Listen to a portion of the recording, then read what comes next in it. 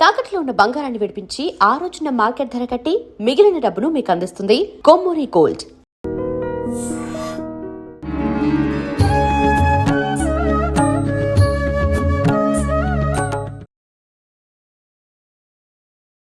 నమస్కారం, welcome to I dream.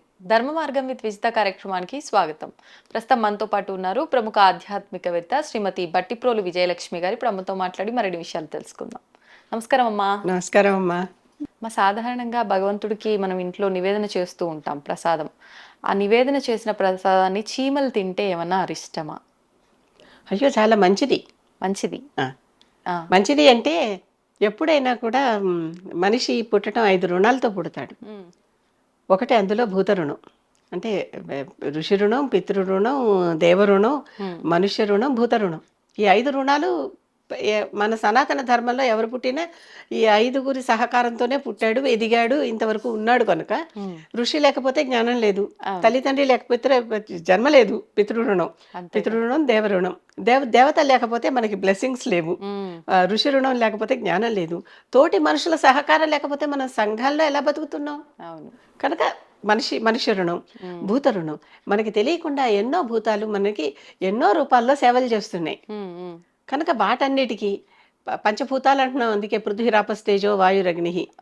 ఇప్పటికీ కూడా ఆలయాల్లో చుట్టూ భూత బలి అని చెప్పి పెట్టి బలిపీఠాల మీద పెడుతూ ఉంటారు, చూసారు కదా. ఇవన్నీ ఈ రుణాలు ఉంటాయన్నమాట అందరికీ. ఈ రుణాలు మనం తీర్చుకుంటే మంచిదే కదా. కనుక చీమలకి పెట్టడం, లేకపోతే పక్షులకి గింజలు వేయటం, నీళ్లు పెట్టడం, ఇవన్నీ కూడా అభూత రుణం కిందకు వస్తాయి. అవి తింటే మనకి రుణ పరిహారం అవుతుంది. ఏదన్నా రుణాలు ఉంటే ఇప్పటికైనా కూడా చాలా చోట్ల ఈ నమ్మకం ఉంది, గమనించండి. రుణాలు ఉన్నప్పుడు అశ్వత్థ వృక్షం చుట్టూ తిరుగుతూ అక్కడ చక్కెర వేయండి, ఆ చక్కెర చీమలు కనుక వచ్చి తింటే మీ అప్పులు తీరిపోతాయని. అప్పంటే ఏమిటి? ఆ భూత రుణం తీరుతుంది. అంతేగాని మన ధన రూపంలో చేసిన అప్పుకు కూడా ఈ రుణాలన్నీ తీరిపోతూ ఉంటే మనం క్లియర్ అయిపోతూ ఉంటాం గనక, మన ప్రారంధాలు కానీ అవన్నీ క్లియర్ అయిపోతూ ఉంటాయి కనుక అవి తీరతాయి. ఓకే. ఎప్పుడైనా కూడా అక్కడ స్విచ్ చేస్తే ఇక్కడ బల్బ్ వెలిగినట్టుగా ఒక చోట చేస్తే ఇంకొక చోట దాని పరిహారం కనిపిస్తుంది మనకి. కనుక ఎప్పుడైనా కూడా కనుక చీమలు తింటే ఏమన్నా అవుతుందా? ఏదన్నా వేరే చీమలు కాదు మరొక జీవి కానీ వచ్చి తింటే ఏమన్నా అవుతుందా అంటే, అవి మన భూత రుణానికి మనం బాకీ ఉండిపోయాం, ఆ రుణం తీర్చుకుంటోంది అని అర్థం. మనం ప్రత్యేకంగా చీమల దగ్గరికి వెళ్ళి వేసి రుణం తీర్చుకుంటాం కొన్ని. ఒకసారి ఎక్కడ పెట్టినా అక్కడికి ఆ జంతువులు ఏవో వచ్చి తినేస్తాయి. అందుకని పెద్దలకు కూడా పిండాలు పెట్టేటప్పుడు కాకి పిండం అని ఒకటి వెళ్ళి కాకికి పెట్టడం, ఇలాంటివన్నీ ఉన్నాయి.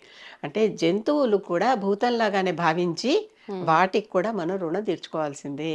ఈ రుణం తీర్చుకునేటటువంటి కార్యక్రమం నిరంతరం మనం వెళ్ళేదాకా జరుగుతూ ఉండాల్సిందే. కనుక ఇది ఒక రుణం తీర్చుకునే కార్యక్రమం, దోషమేమీ లేదు. ఇంకా చాలా మంది ఇంట్లో బల్లులు తిరిగితే మంచిదా, తేళ్ళు, గుడ్ల గుబ్బలు ఇలాంటివి వస్తే మంచిదా, ఇలాంటివన్నీ అడుగుతూ ఉంటారు. వాటికి కూడా సమాధానం ఏంటంటే, ఈ రోజు కూడా మీరు అలంపురం అని మనకి దగ్గరలో ఒక శక్తి క్షేత్రం ఉంది కర్నూలు దగ్గర. ఆ అలంపురం శక్తి క్షేత్రంలో జోగులాంబవారు అమ్మవారు, జోగిని యోగిని, ఆవిడ యోగ దీక్షలో ఉంటారు. ఆ యోగ దీక్షలో ఉన్న అమ్మవారి శిరస్సు అంతా పూర్తిగా ఇలాగా చింపిరి జుట్టులాగా ఉంటుంది. మరి యోగులకు ఎలా ఉంటుంది? వాళ్ళకి రోజు మనలాగా దువ్వుకుని సంస్కారం చేసుకుని జడేసుకోలేరు కదా, జుట్టుని ముడేసుకోలేరు కదా. ఆవిడకలా చింపిరి జుట్టులాగా ఉంటుంది. ఆ చింపిరి జుట్టు మీద తల మీద బల్లి, కపాలము, తేలు, గుడ్లగుబ్బ కనిపిస్తాయి. నిజమైనవా? ఉన్నాయి. నిజమ కాదు, శిల్పంలో చెక్కి ఉన్నాయి. అసలు అంటే అమ్మవారి శక్తి మీద ఈ 4 ఉన్నాయి. అంటే ఈ 4టిని అమ్మవారు బంధించి తన దగ్గర పెట్టుకుంది. అంటే ఇవేంటి? ఇవన్నీ మనకి చెడు చేసేవి. ఈ చెడు చేసేవి అందుకే ఇంట్లో గుడ్ల గుబ్బ వస్తే మంచిది కాదు అని, ఇలా గబ్బిలం వస్తే మంచిది కాదు ఇలా అంటారు కదా.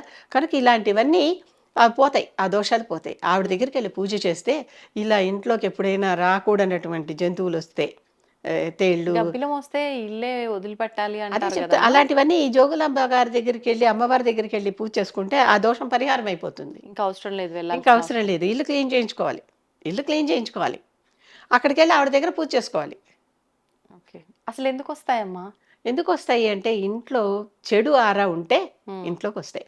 చెడు ఆరా అంటే ఏమిటి? చెడ్డ శక్తి. అందుకని ఆ చెడ్డ శక్తి ఎప్పటికప్పుడు ఇంట్లో నుంచి పోవాలంటే ఇంట్లో దీపం వెలుగుతూ ఉంటే ఏవి కొన్ని రావు, గమనించారా? అవును. అలాగే ధూపం వేస్తూ ఉంటే ఆ సువాసన కొన్ని రావు. అవును. కనుక ఇంట్లో దీపం ఎప్పుడూ ఉండాలి అనేటటువంటి కారణం అదే. ఉమ్. 2 పూటలా పూజ చేయండి అనే కారణం కూడా అదే. అదే. చెడ్డ శక్తులు ఏవి మన చుట్టుపక్కల రాకుండా ఉండటం. ఉమ్. ఇంటికి బయట దిష్టి పటాలు పెడుతూ ఉంటారు, గుమ్మడికాయలు అవును. కట్టడం ఇలాంటివి. అలాగే ఇంటి లోపల కూడా దిష్టి గణపతి ఇలాంటివి కొన్ని పెడుతూ ఉంటారు. ఉమ్. కన్ను దిష్టి గణపతి అని దిష్టి కొట్టకుండా ఉండేటటువంటివి అన్నీ కూడా మన చుట్టుపక్కల ఉన్న చెడు ఆరాని తీసేస్తాయి.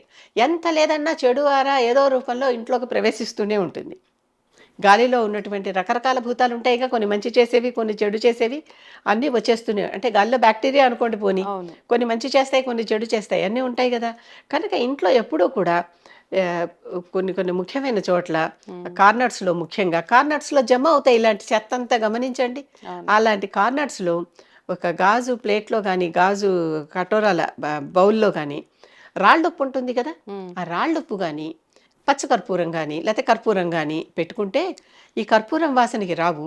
ఈ రాళ్ళు పూల కొనాలు కొనాలుగా ఉంటుంది కదా, ఆ కొనలకి వచ్చినటువంటివన్నీ ఆకర్షింపబడిపోయి సౌండ్ ప్రూఫ్ చేయటానికి కూడా రూమ్స్లో ఇలాంటివే వాడతారు టెక్నిక్స్. అవును. అవును. అలాంటివి ఉంటే వాటిని ఆ నెగిటివ్ ఆరానది బంధించి ఇంట్లోకి నెగిటివిటీ రాకుండా చేస్తుంది. ఓకే. ఎవరికైనా కూడా బాగా ఇంట్లో నెగటివిటీ ఉందనుకుంటే ఇంట్లో అన్ని మూలల్లో ఉప్పు బౌల్స్ పెడితే ఆ ఇంట్లోకి నెగటివిటీ వచ్చినా ఆకర్షింపబడిపోయి దానికి కొన్నాళ్ళకి ఒకసారి ఆ ఉప్పు తీసేసి కడిగేసి, ఇప్పుడు మార్చొచ్చమ్మా మళ్ళీ?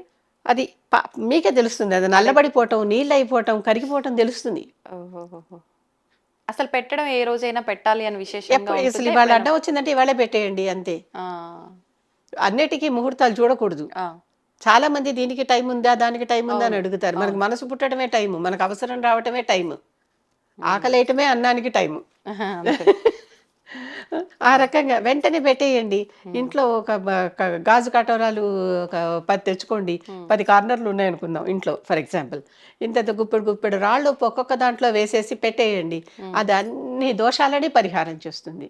ముఖ్యంగా దృష్టి దోషాలని, నెగిటివిటీ దోషాలని, ఇలాంటి చెడు శక్తులు ఏవైతే ఇంట్లోకి చేరాలని అనుకుంటున్నాయో అవన్నిటినీ ఇది పరిహారం చేస్తుంది. ఎవరైనా మన మీద ఏదైనా ప్రయోగం చేసినా ఆ ప్రయోగం ఇది ఫలించనివ్వదు. ఆహా. అంత దాకా పనిచేస్తుంది ఇంట్లో ఉన్న ఉప్పు ఇంత చక్కగా. పెద్ద మహత్యం చేస్తుంది. ఇంట్లో కూడా వాడని మూలల్లో తప్పనిసరిగా చెడు చేరుతుంది, అంటే దుమ్ము చేరుతుంది. ఆ దుమ్ము మంచిది కాదు అని ఉద్దేశం అనమాట ఇక్కడ. ఓ. కనుక అలాంటి చోటల్లా చక్కగా ఇంట్లో కర్పూరం బిళ్ళలు ఉంటాయి కదా, ముద్ద కర్పూరమో, కర్పూరం బిళ్ళలో, పచ్చ కర్పూరమో మనకి అందిన దాన్ని బట్టి అవును. తీసుకుని అన్ని చోట్ల ఒక్కొక్క ముక్క ఇలా విసిరేయండి. ఉమ్. ఇల్లంతా రక్షింపబడుతుంది ఉమ్. ఉమ్. ఉమ్. ఎప్పుడు కూడా. ఆ. ఎప్పుడు అందుకనే సువాసనలు వెదజల్లేలాగా అమ్మవారు చక్కగా పులుగు జవ్వాదితో రాసినటువంటి తిలకాలు ధరిస్తూ ఉంటారు. మనం కూడా అలా జవ్వాదితో పెట్టిన కుంకం లాంటిది పెట్టుకుంటే మనకు కూడా ఎటువంటి దృష్టి దోషాలు అంటవు, రావు. ఆ. అలా పెట్టుకోవచ్చమ్మా? అంటే ఇప్పుడు చక్కగా అన్నిట్లో పెట్టుకోవచ్చు. కెమికల్స్ అవి ఇవి అంటున్నారు కదా. కుంకుమ తెచ్చు ఈ మధ్య దొరుకుతుంది కదా, మంచి కుంకుమే కూడా దొరుకుతుంది కదా, ఉమ్. తీసుకురండి. దాంట్లో జవ్వాది కలపండి, ఉమ్. దాంట్లో కొంచెం గులాబ్ జాల్ వేయండి, పన్నీరు వేయండి, లేకపోతే దాంట్లో కొంచెం పునుగు తైలం కూడా దొరుకుతుంది బజారులో, ఆ కొంచెం ఒక చుక్క పునుగు తైలం వేయండి, కలిపేసేయండి. అది రోజు బొట్టు పెట్టుకోండి. ఎటువంటి దృష్టి దోషాలు తగలవు, ఉమ్. ఖచ్చితంగా తగలవు. ఇప్పుడు అందరికీ అవసరం అయ్యేదే ఇది. అవసరం అయ్యేది అది. కాకపోతే బొట్టు పెట్టుకోవటమే మానేశారు, దృష్టితో దోషాలను ఆహ్వానిస్తున్నారు. అవునులేండి. అమ్మా, మనం నిజంగా భగవంతుడి మీద నమ్మకము, భక్తి శ్రద్ధలతో గనక మనం ఆరాధిస్తే ఖచ్చితంగా భగవంతుడు ప్రత్యక్షం అవుతాడు అని అంటూ ఉంటారు. నిజంగా ఏ రూపంలో ప్రత్యక్షం అవుతాడమ్మా? మనం ఏ రూపంలో భావిస్తే ఆ రూపంలో ప్రత్యక్షం అవుతాడు. ఉమ్. అందుకే దైవం మానుష రూపేణ అనేటటువంటిది ఒక భావం వచ్చింది. ఆ. మనం ఏ రూపంలో ఆ దేవుణ్ణి కొలిస్తే ఆ రూపంలో ఎంత మాత్రమున ఎవ్వరు తలిచినా అంత మాత్రమే నీవు అని అన్నమయ్య వెంకటేశ్వర స్వామిని కీర్తించాడు. అమ్మవారిలాగా తలిస్తే అమ్మవారిలాగా వస్తాడు, శివుడిలాగా తలిస్తే శివుడిలాగా వస్తాడు, కాపాలికుడిలాగా భావిస్తే కాపాలికుడిలాగా వస్తాడు. ఆ పాటలో చెప్పింది అదే కదా, అవును. ఆయన అన్నమయ్య కీర్తించింది. మనం ఏ విధంగా అలా భావిస్తే ఆ విధంగా వచ్చి దర్శనమిస్తాడు. కనుక మనం కోరుకున్న రూపంలో రావాలి, అప్పుడే మనకి నమ్మకం. లేకపోతే ఇంకొక రూపంలో వస్తే మనమే గుర్తించంగా. అవును. దీని మీద పంచతంత్రంలోనే ఎక్కడో చిన్న కథ ఉంది. ఉమ్. ఆ కథలో ఎలా ఉంటుందంటే, బాగా పెద్ద తుఫాన్ వచ్చేసి ఊరు ఇల్లంతా కొట్టుకుపోయింది. ఒక మంచి భక్తుడు ఉన్నాడు. ఉమ్, భక్తుడుండి ఓ చెట్టెక్కి కూర్చుని రక్షించు, రక్షించు అని దేవుడిని వేడుకుంటున్నాడు. ఉమ్, ఓ పడవొచ్చింది. వాళ్ళెవరో రెస్క్యూ ఆపరేషన్ వాళ్ళొచ్చారు. రా ఎక్కు అన్నారు. అబ్బే! నేను రాను, నా కోసం దేవుడొస్తాడన్నాడు. మళ్ళీ తర్వాత ఇంకోళ్ళెవరో ఇలా ఎంతమందొచ్చినా నేను రాను, నా కోసం దేవుడొస్తాడన్నాడు. తర్వాత మునిగాడు, ఎళ్ళిపోయాడు, దేవుడి దగ్గరికెళ్ళిపోయాడు. వెళ్ళిపోయాక దేవుడిని అడిగాడు. అదేంటి నిన్ను రక్షించమని ఇంత అడిగాను, నువ్వు రక్షిస్తానని కూడా నాకు చెప్పావు. ఉమ్. అవునయ్యా, నేను పడవవాడి రూపంలో వచ్చాను, బుట్టవాడి రూపంలో వచ్చాను, ఇంకోటి రూపంలో వచ్చాను, ఇంకోటి రూపంలో వచ్చాను. ఎన్ని రూపాల్లో వచ్చినా నువ్వు నన్ను గుర్తించలా. నన్నేం చేయమంటావు? నువ్వు ఇలాగే వస్తావనుకున్నానంటే నువ్వు ఎప్పుడు ఎవరి రూపంలో ఎలా వస్తావనేది పూర్తిగా వాళ్ళే. మరి ఎలా అందుకనే గుర్తించొచ్చు? మనకి ఉమ్, మాతృదేవో భవ, పితృదేవో భవ, ఆచార్య దేవో భవ, అతిథి దేవో భవ అని ఇన్ని పేర్లు పెట్టారా? అవును. ఇవన్నీ దేవతా స్వరూపాలే అని చెప్పారు. ఓ. కనుక నిత్యం కంటికి ఎదురకుండా ఉండేవాళ్ళు తల్లిదండ్రులు. వాళ్ళని పూజించండి. మీకు వాళ్ళ అవసరాలు, మీ అవసరాలు ఎన్ని తీరుస్తున్నారు వాళ్ళు? అవును. ఎన్ని తీర్చకపోతే మనం ఇప్పుడు ఈ రోజు ఇట్లా ఉన్నాం. తర్వాత సరే వీళ్ళు కడుపు నింపారు, దేహానికి కావాల్సిన పోషణ అంతా తల్లిదండ్రులు ఇచ్చారు. మరి ఈ బుర్రని నింపేవాళ్ళు కూడా ఒకళ్ళు కావాలిగా, బుద్ధి జ్ఞానం ఇచ్చేవాళ్ళు. అవును. గురువు, ఆచార్య దేవో భవ. ఉమ్, ఆ తర్వాత అతిథి దేవో భవ అని ఎందుకన్నారు? అతిథులకు వచ్చినప్పుడు వాళ్ళకి మనం మర్యాదలు చేయటం ద్వారా, వాళ్ళకి కావాల్సినటువంటి అంటే భోజనాదులు అన్నీ ఇవ్వటం ద్వారా, ఇంటి ఎవరైనా వస్తే బొట్టు పెట్టడం, బట్టలు పెట్టడం, భోజనం పెట్టడం, ఇలాంటివన్నీ మన సంస్కృతిలో ఉన్నాయి కదా. అవును. ఇవన్నీ చేయటం ద్వారా అతిథుల్ని కూడా మనం పూర్తిగా సత్కరిస్తున్నాం. మన అంటే దేవతలని ఎలా సత్కరిస్తామో అలా సత్కరిస్తున్నాం అనమాట. కనుక వీళ్ళందరూ నిత్యం మనకు కనిపించే దేవతలు, యా. నిత్యం కనిపించే దేవతలు. కనుక వీళ్ళకి అందుకనే తల్లిదండ్రులు వెళ్ళిపోయినాక కూడా వాళ్ళకి మనం భోజనాదులు పెట్టాలి తద్దినాల రూపంలో అని చెప్తారు. అవును. కనుక వీళ్ళకి మనం వదలకూడదు. వీళ్ళని ఎప్పటికీ మన దేహం ఉన్నంత వరకు వదలకూడదు. ఉమ్, మన దేహం వెళ్ళిపోయాక మనకే మన తర్వాత వాళ్ళు చేస్తారో చేయరో వేరే విషయం, చెయ్యాలి. అవును. కనుక వీళ్ళందరూ కనుక ఈ దేవతని పూజిస్తూ ఉన్నప్పుడు ఖచ్చితంగా ఆ దేవత మనకు అనుకున్న రూపంలో కనిపిస్తుంది, కనిపిస్తుంది, కనిపిస్తుంది. అంటే ఏ రూపంలో కనిపిస్తుంది, ఎలా కనిపిస్తుంది అంటే కొంతమంది ఏమో స్వప్న రూపంలో దర్శనమిస్తారు. ఆ స్వప్నం కూడా మనం అనుకుంటే వచ్చే స్వప్నాలు కావు, అవి తెలిసిపోతాయి. ఓకే. ఓకే. కొంతమంది ఏమో మన ఎదురుకుండానే పూర్తిగా కరచరణాలతో దర్శనమిచ్చి ఉమ్, ఎదురుకుండానే కూర్చుంటారు, మాట్లాడతారు, అన్నీ జరుగుతాయి. నిజంగానే జరుగుతాయి. ఉమ్, నిజంగానే చక్కగా జరుగుతాయి. రమణ మహర్షి ఎక్కడన్నా ఇలా గడప చూస్తే అయ్యో ఇక్కడ ఇక్కడ పడుకొని ఉన్నారు, వీళ్ళ మించి దాటి వెళ్ళటం ఎట్లా అన్నారు. ఆ, ఈ రోజుకి వెంకటేశ్వర స్వామి గర్భ గుడిలో గడపగా ఉన్నది ఉంది కులశేఖరాళ్ళ వారు. ఆ గడపని కులశేఖర గడప అంటారు. హా, హా, హా, హా. కులశేఖర పడి అంటారు దాన్ని.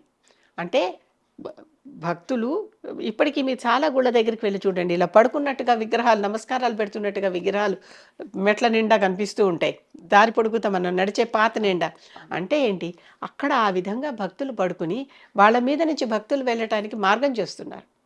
ఎదురుగా అంతా సుఖమంగా ఉండేవి కాదు కదా, అవును. అలా మార్గం చేస్తున్నారు. అంటే భగవంతుడు భక్తుడు ఒకటే. భాగవతుడు అంటే భక్తుడు, భగవంతుడు భక్తుడు ఒకటే.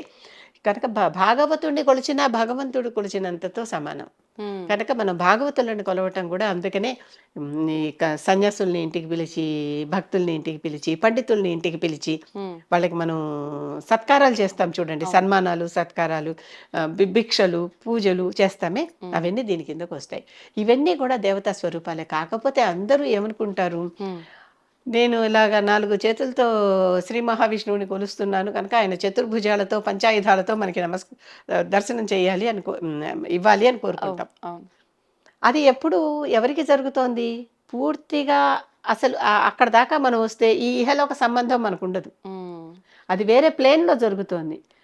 వేరే ప్లేన్ అంటే ఏంటి, మీకు మామూలుగా మనం 3 రకాల ప్లేన్స్ తెలుస్తాయి. అంటే లెంగ్త్, బ్రెడ్త్, విడ్త్ అని ఈ 3, డెప్త్ లేతే అవి 3 తెలుస్తూ ఉంటాయి. ఈ 3 కాకుండా ఇంకా ఎన్నో ప్లేన్స్ ఉన్నాయి కదా. మన పక్కనే, మన ప్లేన్లో మన పక్కన మనకు ఎవరున్నారో తెలియదు కదా. ఆ, అందుకనే ఈ కాలంలో ఎవరున్నారో తెలియదు, ఆ కాలంలో ఎవరున్నారో తెలియదు. ఇదే చోట ఇంకొక సమయంలో ఇంకొక జరుగుతూ ఉండొచ్చు. ఏలియన్స్ అంటున్నాం అప్పుడప్పుడు మనం వచ్చేటటువంటి వాళ్ళు దేవతలని కాదు, వాళ్ళు ఇంకో కాలంలో ప్రయాణం చేస్తున్నవారు. పొరపాటున మనకు ఎక్కడ కనిపిస్తున్నారు.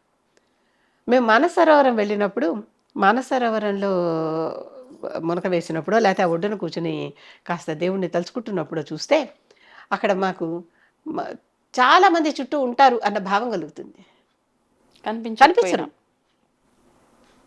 మనకు కనిపించే అవకాశాలు ఉంటాయి, కనిపించని అవకాశాలు ఉంటాయి. కొంతమంది కనిపిస్తారు. నిజంగానే మీరు అక్కడ చూస్తూ ఉంటే నాకు అక్కడ అది కనిపించింది అంటాం, మరి ఇంకొకరికి కనిపించకపోవచ్చు. ఓహో, అట్లా అంటే ఎవరికి కనిపించాలి ఎవరికి కనిపించకూడదు వాళ్ళ వాళ్ళ యోగ్యతలను బట్టి ఉంటుంది. ఆహా. బాలుడైనా ధ్రువుడికి కనిపించేశాడు, అవునా? అంత పెద్దవాడైనా మరి హిరణ్యకశిపుడికి కనిపించలేదు, వెళ్ళిపోయే ముందర కనిపించాడు. ఎప్పుడు కనిపిస్తారు అంటే చివరికి వెళ్ళిపోయే ముందర కనిపిస్తారు. అలాంటి వారికి కూడా కనిపిస్తారా అంటే వెళ్ళిపోయే ముందర కూడా కనిపించని వారే ఎక్కువ మంది. వెళ్ళిపోయినప్పుడైనా కనిపించేవారు ఎప్పుడంటే నిరంతరం హరిధ్యానంలోనే ఉన్నాడుగా హిరణ్యకశిపుడు కూడా. అవును, హరిని మర్చిపోయింది ఎప్పుడు హిరణ్యకశిపుడు? అవును, తలుస్తూనే ఉన్నాడు. కనుక అటువంటి వారికి ఆ ద్వేషంతో సమయంలో కనిపిస్తారు. కనుక ఎప్పుడైనా కూడా నిజంగానే కనిపిస్తారా అంటే మీరు ధ్యానంలో కూర్చోండి, ధ్యానంలో మీకు దర్శనం అయితే అవుతుంది. అంటే పూర్తిగా శ్రద్ధ భక్తి పూర్తిగా లీనమైపోవటం ధ్యానం అంటేనే. ఆ లీనమైపోయినప్పుడు మీకు చక్కగా దర్శనం వచ్చి ఆ ఆనందం, ఆ బ్లిస్, మీరు ఆ ఫీలింగ్ అంటారే, అన్నం తిన్నాక కడుపు నిండిపోతే మన కడుపు నిండింది అన్న భావం ఎలా కలుగుతుంది, ఇది అందరికీ తెలుసు కనుక ఈ ఉపమానం చెప్పా. దేవుణ్ణి చూశాక ఆ దేవుణ్ణి చూసినటువంటి భావం అది కలుగుతుంది, ఖచ్చితంగా కలుగుతుంది. ఓ, ఖచ్చితంగా ఖచ్చితంగా ఖచ్చితంగా కలుగుతుంది. ఎప్పుడు దాన్ని బట్టి అంత అర్థమవుతుంది. లీనమైపోయి ఆయన నాకు కనిపించాలి, ఆమె నాకు ఎవరిని భావిస్తే వారు కనిపించాలి అనుకున్నప్పుడు వారు చక్కగా వస్తారు, కూర్చుంటారు, మనకి ఉపదేశాలు ఇస్తారు, ఆదేశాలు ఇస్తారు, మనతో సఖుడల్లే ప్రవర్తిస్తారు. అన్ని రకాల నవవిధ భక్తులు ఉన్నాయి కదా, ఉంటాయి. మన ఎదురుకుండా నృత్యం చేస్తారు, మనకి ఏదన్నా ప్రత్యేకమైన విశేషం చెప్తారు, అక్కడికి వెళ్తే ఆ విశేషం ఉంటుంది. చాలా చక్కగా అన్నీ జరుగుతాయి జరుగుతాయి జరుగుతాయి. అటువంటి సిద్ధి పొందాలి. సిద్ధి అంటే ఏంటి? సాధిస్తే కలిగేది సిద్ధి. సాధన చేస్తూ ఉంటే, ఆ సాధనలో ఉంటూ ఉంటూ ఉంటూ ఉంటూ ఉంటే ఎప్పటికో అప్పటికి మనకి పూర్తిగా ఒక సబ్జెక్ట్ చదువుకుంటూ ఉంటే ఎప్పటికప్పటికి ఆ సబ్జెక్ట్ మొత్తం వచ్చేస్తుంది కదా.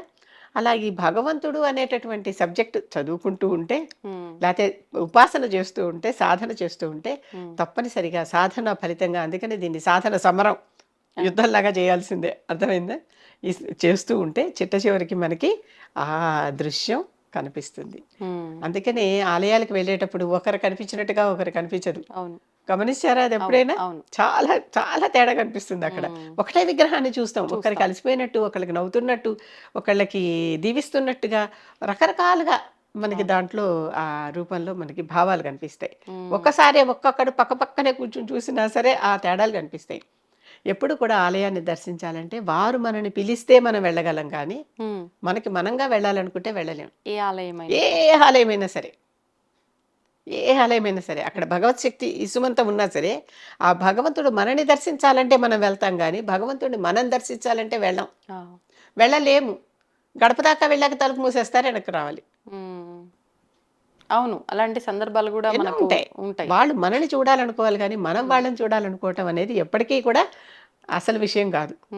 కనుక వారు పిలవాలి, కాల్ రావాలి, అప్పుడు మనం వెళ్తే ఎట్లాంటి పరిస్థితుల్లోనూ ఓపెన్ చేసి చూపిస్తారు. ఆ కాల్ వస్తే ఎట్లాంటి పరిస్థితుల్లోనూ తలుపులు ఇలా తెరుచుకుని కనిపిస్తాయి. అవును, కొంచెం ఊహించకుండా చాలా అద్భుతంగా దర్శనం, అనుకోకుండా ఇలా దగ్గర నుండి చూసే భాగ్యం కలిగింది, ఇట్లా అనుకుంటూ ఉంటాం. అవును, ఇలాంటివన్నీ స్వామి అనుగ్రహం వల్ల వెళ్ళటం వల్లనేనేమో కావచ్చు. వారు పర్మిట్ చేస్తేనే. అక్కడ ఎవరో ఒకళ్ళు ఉండి మనకి ప్రోటోకాల్ తీసుకెళ్లి చూపించేశారు అని అనుకుంటాం. ప్రోటోకాల్ అనే పేరు అందరికీ వాడకపోయినా ఎవరో ఒకరుండి అయ్యా ఉండండి చూడండి అని పిలిచారనుకున్నాం, వారి రూపంలో వచ్చి చెప్పిస్తారు, వారి మనసుల్లో ప్రవేశించి. అది ఖచ్చితం. మరి ఇంతకంటే దర్శనం ఏం కావాలి? అంతే. ప్రతివారు వారు చేసిన దానికి ఎంత ఫలితం, ప్రతి పూజకి ఫలితం ఉంటుంది. కాకపోతే అనుకున్నంత ఫలితం లేకపోవచ్చు, అనుకున్నంత పూజ చేయకపోవటం వల్ల అనుకున్నంత ఫలితం లేకపోవచ్చు, కానీ ఫలితం అనేది మాత్రం ఖచ్చితంగా ఉంటుంది. ఈ ఫలితాలన్నీ పైలప్ అయిపోయి, అందుకే సాధన అన్న, ఒకదాని మీద ఒకటి ఈ ఫలితాలన్నీ పైలప్ అయిపోయి ఒక శిఖరంలాగా ఏర్పడినప్పుడు ఆ ఎట్టెదురకుండా కట్టెదుర వైకుంఠము కానా చేయన కొండ, అప్పుడు ఆ కొండలోనూ కనిపిస్తాడు, కొండ మీద గుడిలోనూ కనిపిస్తాడు, గుడి లోపల గర్భగుడిలోనూ కనిపిస్తాడు, ప్రతి శిల్పంలోనూ కనిపిస్తాడు, ప్రతి మొక్కలోనూ కనిపిస్తాడు. అందుకనే చెట్టుల్లో కూడా మనకి రకరకాల రూపాలు ఉన్నాయి కనుక అన్ని చోట్ల కనిపిస్తాడు. అందుకని ఇక్కడ ఉన్నాడు, అక్కడ చీమలో బ్రహ్మలో కూడా ఉంటాడు అని చెప్తుంది. మనకి శాస్త్రం. ధన్యవాదాలమ్మా.